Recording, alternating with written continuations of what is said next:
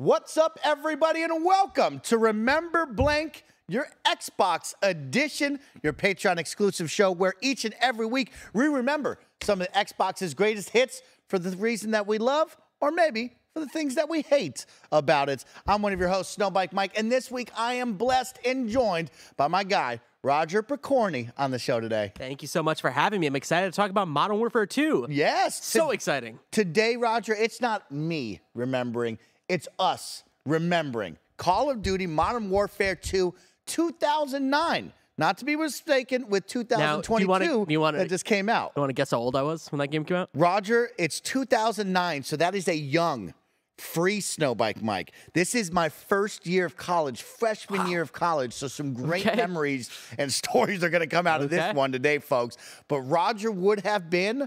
Boop, boop, beep, beep, beep, beep. 7 years old. 10.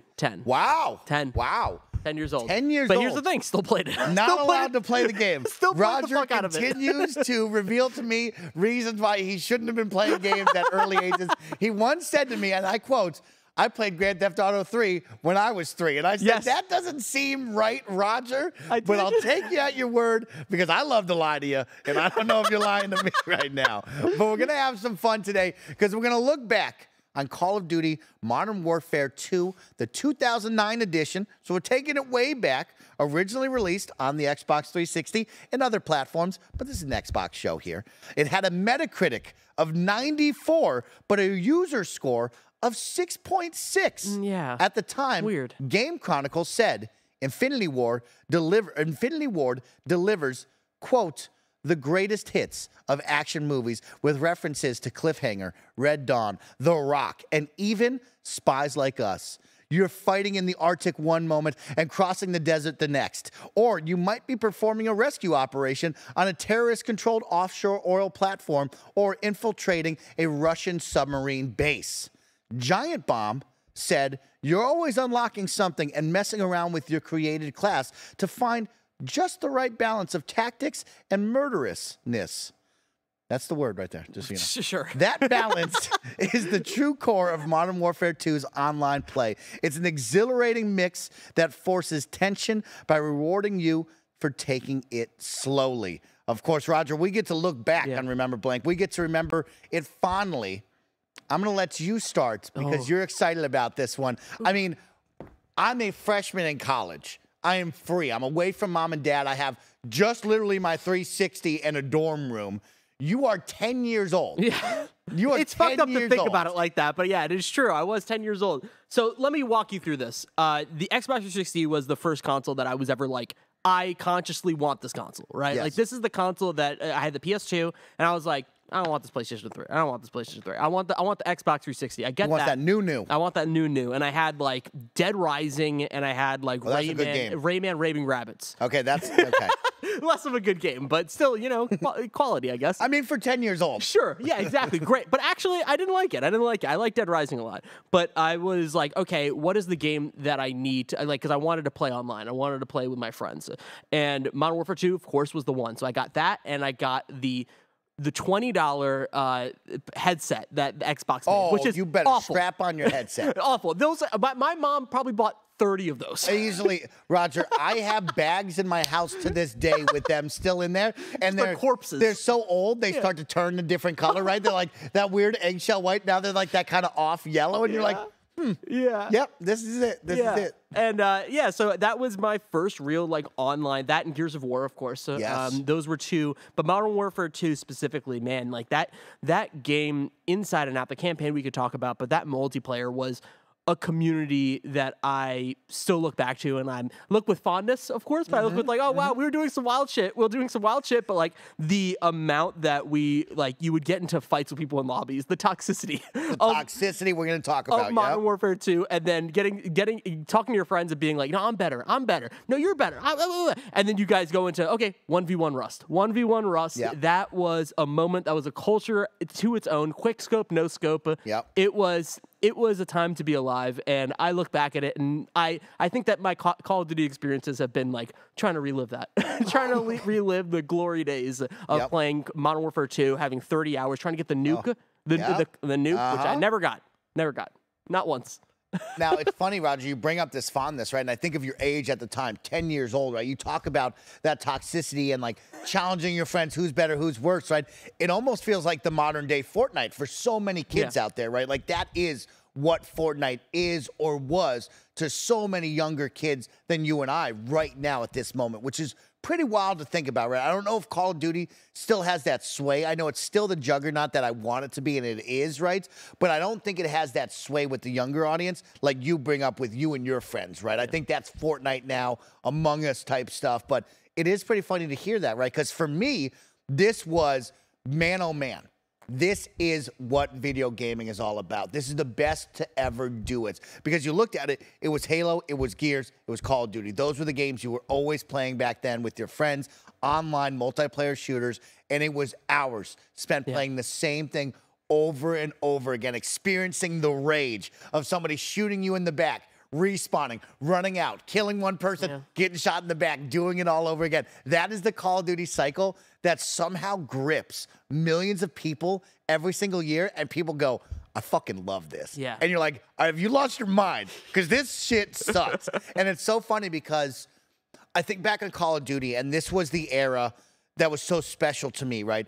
First year in college, early days of YouTube, and I know you and I are going to talk about that. So many YouTube clip montages of people doing 360 no-scopes, of FaZe Clan tryouts, right? Everybody wanted to be an optic, right? But also, it's the era for me personally, right before I started to make the switch to Battlefield and Battlefield 3. Really? And that was during this time. It was probably a couple years later, right? Sure. But that was the time where you just kept doing the same thing, like I talked about, that vicious cycle from Modern Warfare to World at War to Black Ops, right? You just do this year in and year out. And one of my friends was like, you ever play Battlefield? And I was like, I don't know what that is. And it was the end of Battlefield 3 into Battlefield 4. And it was such a breath of fresh air to be like, oh, man, we can be on this massive battlefield stage. We can be in helicopters. We can be far away. It doesn't have to be 6 people murdering each other nonstop, right? And I really fell in love with that. And then I fell off of Battlefield when they did the World War II stuff over and over again. And I came back to Call of Duty, which I've fallen in love with since 2019. And so this one right here is special because we're going to talk about some of the greatest hits from the campaign, the characters. Spec Ops was a banger, and then multiplayer, the maps are unforgettable, Roger. Yeah, and it's funny that you bring that up because I had a similar experience where Modern Warfare was the way, like Call of Duty was the thing that I was playing all the time. And then my friends was like, hey, you have an Xbox, like play Halo. And I'm like, I don't know about this Halo. I don't know about this Halo. And then I got Halo 3 for sure years after it came out, right? Yeah. But I hopped on, I was like, this is game-changing. So it was Halo and Modern Warfare and Call of Duty that would just go back and forth. But yeah, I'm excited to talk about it. Oh, my God. Let's talk.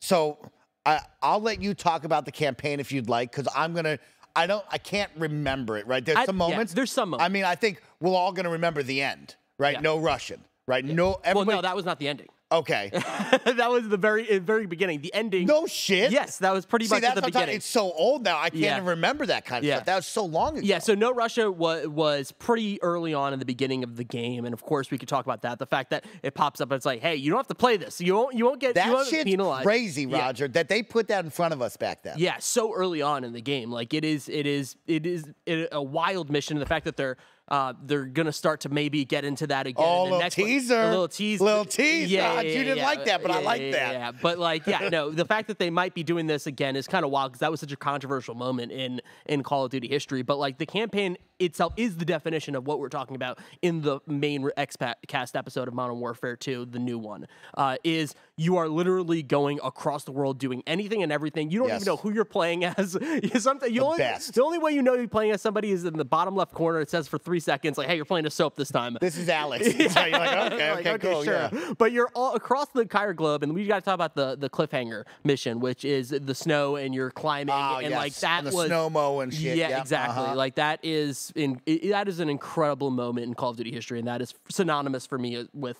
Modern Warfare 2's campaign. Yeah, I want to bring up the campaign because I started rewatching footage in preparation of this, and the voices that stood out to me immediately, of course, Keith David, right? The legend. You hear that voice, you freaking know it's on and popping. Then all of a sudden, out of the corner of your ear, who's that? Will Arnett. Yeah. And you're like, what is Will Arnett doing in this? And it's wild because I'll bring up in a little bit this was the Call of Duty that, in my mind, personally, there was so much history, but this is the one that made it the cultural phenomenon, the game changer, because I think somebody can correct me in there. There's a commercial where they have it for, I think, Modern Warfare 3, where everybody's in it, right? Because this became everyone in the culture wants to be a part of it. Dwight Howard is shooting a rocket launcher out of a window. Carmelo Anthony's there. Lala's there. Everybody and their mother is in this commercial, and everybody knows it, right? Yeah. This is that time where Call of Duty was the juggernaut. Everybody wanted to be there. And then another voice actor in here that I love and I smile about. 50 Cent. Hell yeah. 50 Cent, my dude. The guy from Blood on the Sand? The guy from Blood on the Sand. But many men have tried to kill 50 Cent, and he's still alive, baby. That's a good one. That's a good one. Very good stuff. So the voice acting, I looked back on it and I smiled. And yeah, I mean, I'm sure if I replayed that campaign now, I'd remember all the moments and smile, you know? So that's... I don't want to spoil anything for 2022, but there is a lot of characters in here that there's a big twist in this game, in the story, that is the same twist that's in 2022. So it's interesting. It's very interesting because I feel like it is a pretty iconic moment, at least in Modern Warfare 2. If you play that game, you remember that twist ending, and the fact that they're keeping it, I guess, is nice. But it's interesting as someone who's played that game and remembers it. I was like, oh, okay.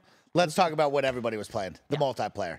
I mean, this is the toxicity. This is the Xbox Live message, 1v1 me on Rust with a whole lot of expletives afterwards, right? This is where it was from. And, man, I looked at some of the maps, Roger. Get this, 26 maps. At launch? Or? No, with, okay. Oh, yeah. Because I remember buying all those DLC packs. Oh, my God, the DLC like packs back in the day, come on. But standouts, Rust, Crash, Invasion, Estate, Favela, Terminal, High Rise with the 360 no-scope off the freaking crane.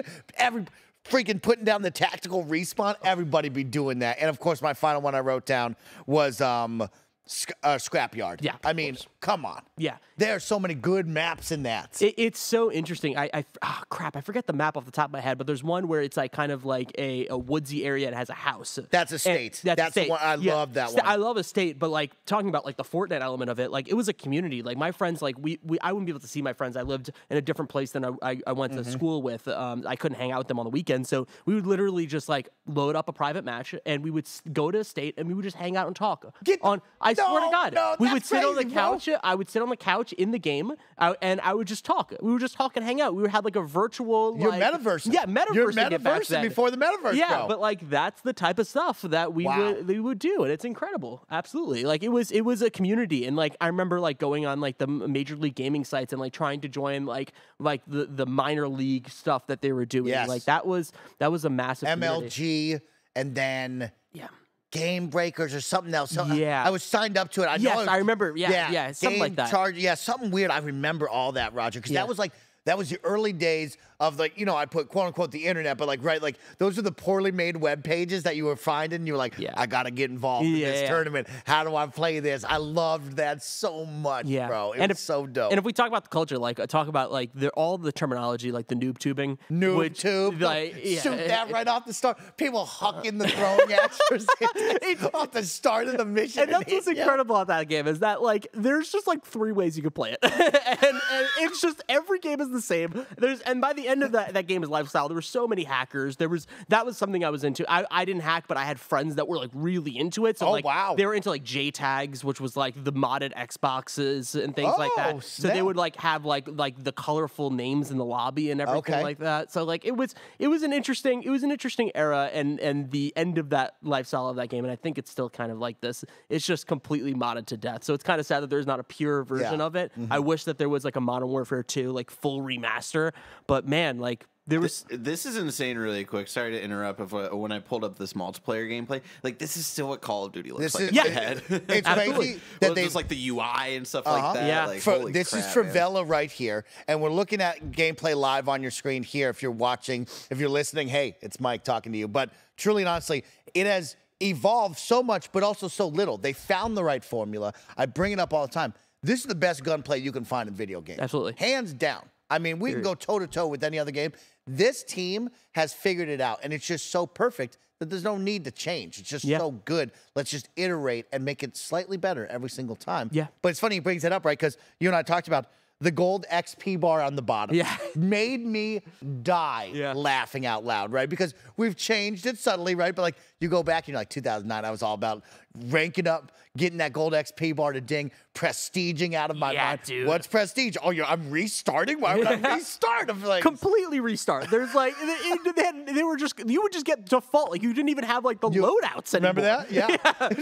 That was an insane concept. That was one of the dumbest things I've ever remembered, but I did it every time of like, yeah, take everything I've ever had away just so I can have a different medal next to my name. It was similar in Black Ops, right? Where like you also got everything taken away. Yeah, I remember because Black Ops was the one I really got into multiplayer. Modern Warfare 2 was like I played at my friend's house, and I remember like getting to prestige, like being able to prestige in Black Ops. And it was like, why would I do this? I did it so a lot. dumb. I think I was like, I forget what the cap was, but I was at least like six prestige. Oh, I put by the last time I checked, I put 30 days into Modern Warfare 2. 30 days of my 10-year-old life. I should have been outside, which is unbelievable. Somebody should have checked you immediately. Yeah, they should have checked me for sure. But like, yeah, that was my childhood. Like that was a huge part of my childhood. And like, I love that we have a new Modern Warfare. I love that Modern Warfare, the title, the characters are back in the spotlight again.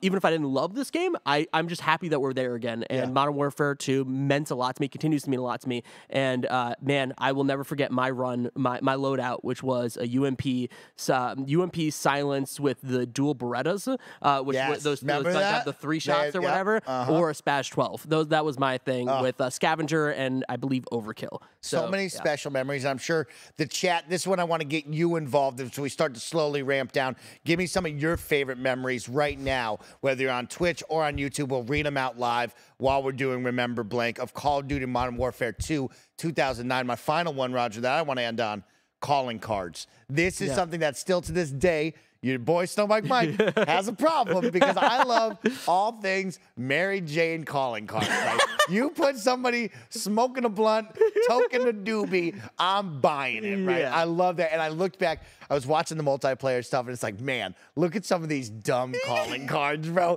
And I remember trying to get all of them. They were so awesome, so great. Yeah. And it's just something special about Call of Duty, right? They do the calling cards, and some other people do it too, but they do the calling cards right there, which is wild. They own it. Yeah, it was just interesting to see how people, because you couldn't get a different operator. It was all random when you would respawn. Exactly. Also talking about that, the metaverse thing, we would respawn until we got a person that like looked like us, sort of. Yeah, like we were really deep in the Duffy, but there's just so many little things in that game, like the dual shotguns. Do you remember that? There was a Kimbo shotguns at a certain point. Like, wild. What an incredible time. Like I said, early YouTube days, Xbox Live is in its just infancy, but also like soaring at this point where it is going to be everything and anything to everyone, right? Yeah. And like you said, Xbox Live party chats, messages going back and forth. So much fun. The same gameplay over and over again, but you couldn't get enough of it. And where they went to it, right? We'll talk about Black Ops one day, but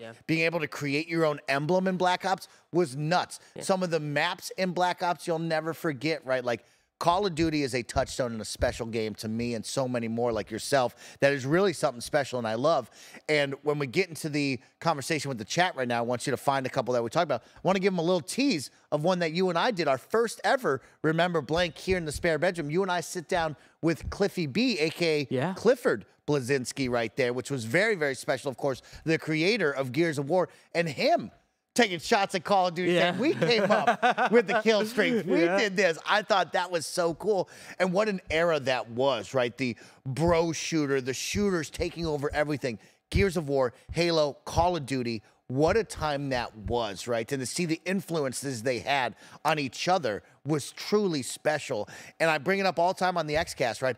I love the annualization of Call of Duty. I think it is a must-have for Call of Duty, right? I know a lot of people, when they look at this acquisition coming in soon, they think of the future Call of Duty. They want to slow that down. They want to try to get in kind of like Assassin's Creed and give a little bit of time in between that. For me, no. I think they've captured the audience so well, right? We talk about that longevity. We talk about the audience retention and how fast you lose people by 3 months, 6 months, to a year, right? And how hard it is to keep people doing the same exact thing in Call of Duty every single match. I think the annualization is the thing that made it so special, right? Because you knew at the end of the year, you were already burnt out. You didn't want to do it anymore. Now you got a new one. Yeah, it's just a reskin of something different with a new setting, but gosh darn it, it was new, and you loved that, and it worked, and it became the juggernaut that it is. Yeah. And so for me, I look at Call of Duty today, and I go, that's what makes it special, is they know that by the end of the year, after 12 months, I don't want to play this anymore. Yeah. I want something new. And even if you don't like the next one, if you let's say buy it or you rent it or whatever, and then you skip it, then you're even more excited for the next one, because then you're like, crap, I haven't played a Call of Duty really in 2 years. Yep. So it works for sure. And like that was that beautiful moment between Modern Warfare 2 and Black Ops is a summer and a time period that I won't forget. That's it right there. And so I want to give a shout out right there to Craig Gard, who says, Mike, that's a hot take. So that could be your boy Snowbike Mike's hot take right there. I like the annualized Call of Duty. I think it's the juggernaut that it is. But right now, your moment to get in your comments, what were some of your fond memories of Call of Duty Modern Warfare 2 2009? I have one coming in from Eliminator. Modern Warfare 2 Terminal, stabbing only, couch co-op with the homies. Jeez. High as a kite. Love that. Love that. Great stuff right there. Coming in, let's see what else we got. Mr. Enway says, running Spec Ops all night during sleepovers, noob tubes, tack insertions, and nukes. All around hell of a good time. What a special one right there. Boxy Life brings up Commando Pro knife lunges. That was you could go across the entire map and just go boom, and you're just there. You're just there. It's like Arkham City. It's insane. Yeah. Oh, so special right there. And some of the cool game modes, right? Like you think of when we talk about Halo and what do they call that? Infection or zombies, right? Someone brought up Michael Myers. Yes, that's what brought me to that idea of like, man, you remember that? That was fun too. That, yeah. What a really good time. Climbing up the ladder and everybody's just standing there praying. And then eventually they break free and they just start stabbing you and you panic. And this is how young I was. That was my touchstone to Michael Myers. That's how I learned about Michael Myers. People are like, what the fuck is Michael Myers? Talking about the guy from Austin Powers? Like, oh my gosh, bro. What a great time right there, man. Yeah. Really, really special. So with that, we will start to ramp down. Roger, if you can pull one more out of the chat, we'll do one more good one, and then we'll get out of here. Hardcore search and destroy. Like, search and destroy for real. Like, that was... That for me, like, I never played it as much as I usually did because I was looking for the nuke. That's was my thing. I was trying to get the nuke all the time. You can't do that on search and destroy. But, you know, the finality of that was the first time I ever played a game mode where you die, you die. You're watching all your better friends play the game. Your ass is on the sideline. And you always see some dumbass that was like, you know what? Actually, I'm just going to do quick scopes. I'm just going to... And you suck. The guy sucks. Yeah. The guy sucks. They're out. They're out of the game immediately. So that was great. Yes, search and destroy. What a special one. Roger, thank you for remembering Call of Duty Modern Warfare 2 2009 with me here on Remember Blank, our Patreon exclusive show that you can get over on YouTube or on patreon.com/kindafunny or patreon.com/kindafunnygames. Thank you all so much for your support. If you're watching live, hey, you've been treated. These are what these are all about over on the PlayStation side. The PS I Love You XOXO team talks all about these games. Over on the Xbox side, we've talked about Gears of War with Cliffy B of all people. Clifford Blazinski is what he goes by now. Want to give him a shout out for that. And of course, BioShock with Paris Lily. So please check out all of these. Let us know. And of course, next week on the Kinda Funny Xcast, Gary Witt is going to sit down and tell us all about Chrome Hounds, which he just remembered was made by From Software. So we're going to talk all things Chrome Hounds. Of course, if you want to write in, you can write in to kindafunny.com/xcast to write in and tell me about your fond memories of Chrome Hounds. But guess what, Kinda Funny best friends? That's it for Remember Blank. We'll see you next time.